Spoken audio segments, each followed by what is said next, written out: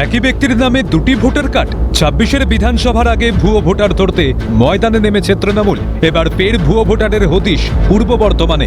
একই ব্যক্তির দুটি এপিকে দুটি ভোটার কার্ড। মেমারির দেবীপুরের বাসিন্দা হীরালাল মণ্ডল নামে এক ব্যক্তির দুর্গাপুর গ্রাম পঞ্চায়েতের আলিপুর 266 নম্বর বুথে ভোটার তালিকায় নাম রয়েছে। পাশাপাশি হুগলির পান্ডুয়া বিধানসভার বাটিকা বৈচি গ্রাম পঞ্চায়েতের 36 নম্বর বুথেও ভোটার তালিকায় জলজল করছে নাম। আর প্রশ্ন এখানেই, কিভাবে এক ব্যক্তির দুটি ভোটার কার্ড হতে পারে? এলাকায় ভোটার তালিকা যাচাইয়ে বিষয়টি সামনে আনেন মেমারি 1 নম্বর ব্লক তৃণমূল কংগ্রেসের সভাপতি নিত্যানন্দ বন্দ্যোপাধ্যায়।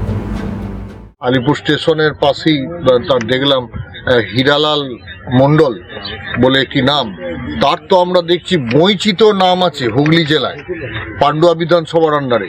আবার আমরা দেখলাম মেমারিতেও নাম আছে। সোমবারের মধ্যে অবশ্যই আমরা 7 নম্বর ফর্ম জমা দেব এবং তার সঙ্গে আমি দেখা করতে বলেছি। আমরা প্রত্যেক মানুষকেই উপদেশটা দিচ্ছি, দয়া করে আপনি বিভিন্ন জায়গাতে ভোটার লিস্টে নাম রাখবেন না এবং চেষ্টা করুন প্রত্যেকে আপনার জন্য এটা ভালো হবে। হীরালাল মণ্ডল আগে আলিপুরে বসবাস করতেন। পারিবারিক সমস্যার কারণে বর্তমানে বাটিকা বৈচিতে বসবাস করেন। মেমারির দেবীপুর স্টেশন সংলগ্ন বাজারে তার ব্যবসা রয়েছে এবং সেখানে তার বিষয় সম্পত্তিও রয়েছে বলে জানান হীরালাল। তার বিষয়টি জানতে পেরে ভোটার তালিকা থেকে তার নাম বাতিলের জন্য প্রয়োজনীয় পদক্ষেপ নিয়েছেন, কিন্তু তারপরও কিভাবে দুটি ভোটার কার্ড তা বুঝে উঠতে পারছেন না তিনি। হ্যাঁ জানি, কিন্তু আমি ওটা কাটাবার জন্য অ্যাপ্লাই করেছি, ঠিক আছে। আর আমি সংক্রান্ত দেবীপুরেই বাসিন্দা, আর এখানেই আমার জমি জায়গা আলিপুরে, হ্যাঁ এখানকারই বাসিন্দা, এখানকারই ভোটার।